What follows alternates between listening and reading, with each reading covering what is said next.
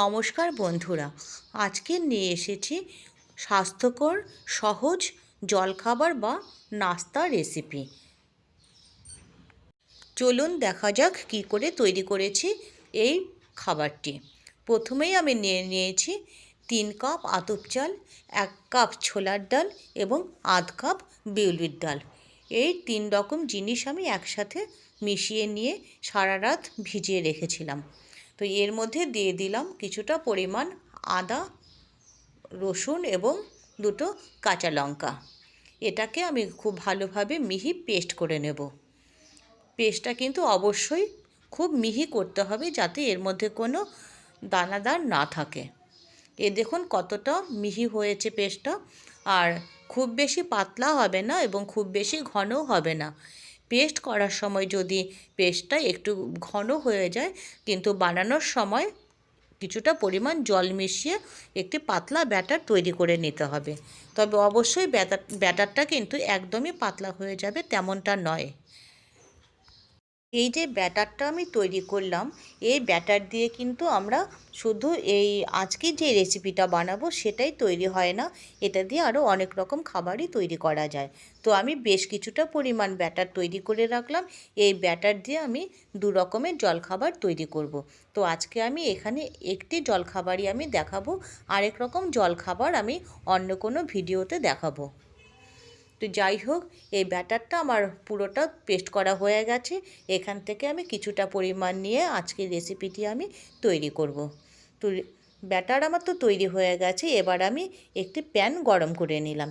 এই প্যানের মধ্যে দিয়ে দিলাম কিছুটা পরিমাণ বাটার। তো এটা যে বাটারেই করতে হবে তেমন কোনো ব্যাপার নেই, এটা কিন্তু সাদা তেলেও ভেজে নেওয়া যায়। তো এই দেখুন, আমি এখানে অল্প পরিমাণ ব্যাটার নিয়েছি আর এখানে জল মিশিয়ে ব্যাটারটাকে আমি পাতলা করে নিয়েছি। আর এই ব্যাটারের মধ্যে আমি স্বাদ মতন নুন অ্যাড করেছি।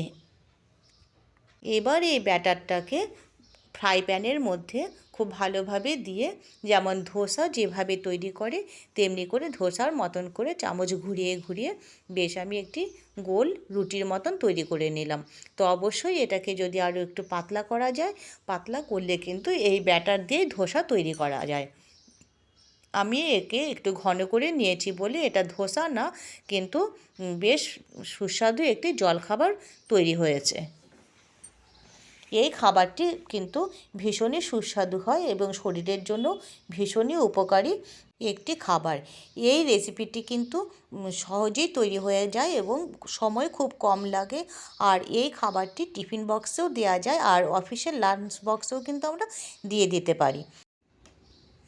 এটি প্রায় এক রকমের চিল্লাও বলা যেতে পারে। তবে এই চিল্লাটির সঙ্গে কিন্তু অবশ্যই কোনো ঝোল জাতীয় তরকারি হলে পরে খেতে বেশি ভালো লাগে। তবে আশা করি এই রেসিপিটি বাড়ির ছোট বড় সকলেরই ভালো লাগবে, যেহেতু খুব নরম হয় এবং একটু হালকা একটু ঝাল এবং একটু রসুনের ফ্লেভার থাকাতে আরও বেশি সুস্বাদু হয়। তো আশা করি আমার এই রেসিপিটি আপনাদের ভালো লেগেছে। আর অবশ্যই আমার চ্যানেলটি সকলে সাবস্ক্রাইব করে পাশে থাকবেন। আপনারা দেখছেন দেশি কিচেন ব্লগ চ্যানেল।